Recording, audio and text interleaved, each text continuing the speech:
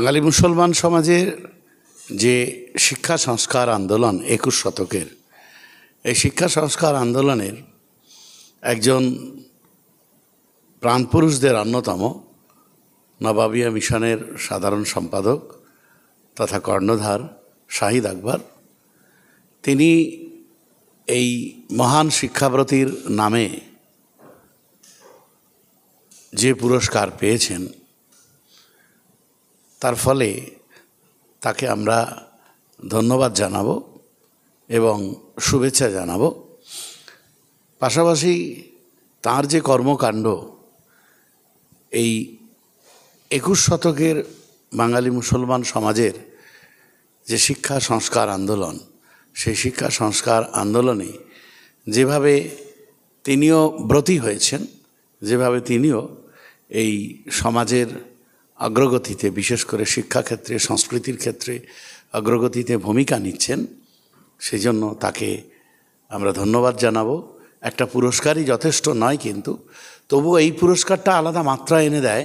তার কারণ স্যার সৈয়দ আহমেদ একজন জাতীয় নেতা ছিলেন এবং শিক্ষা আন্দোলনের একজন আন্তর্জাতিক পুরুষ ছিলেন। সেই মহান মানুষের নামে পুরস্কার পাওয়া, এটা নিঃসন্দেহে একটা বড় ধরনের অ্যাচিভমেন্ট শাহিদ আকবরের ক্ষেত্রে এবং নবাবিয়া মিশনের ক্ষেত্রে। এই অ্যাওয়ার্ড তাকে কতটা অনুপ্রেরণা জাগাবে শিক্ষা ব্যবস্থাটাকে আগে নিয়ে আসার জন্য?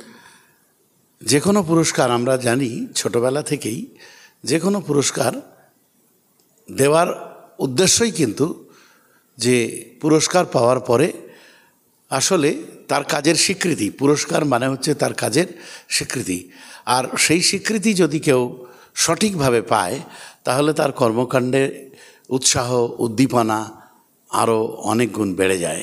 সুতরাং এটা তো ছোটোখাটো কোনো পুরস্কার নয়। মহান শিক্ষক নেতা, মহান শিক্ষা নেতা, শিক্ষা সংস্কার আন্দোলনের অন্যতম পুরোধা ব্যক্তিত্ব স্যার সৈয়দ আহমেদের নামে এই যে জাতীয় পুরস্কার, এই পুরস্কার শাহিদ আকবরের যে শিক্ষা এবং সংস্কৃতির অঙ্গনে যে কাজ, সেই কাজকে আরও প্রসারিত করবে, এটা আমি বিশ্বাস করি। শামসুর মল্লিক শিক্ষা আন্দোলনের একজন কর্মী বলতে পারেন।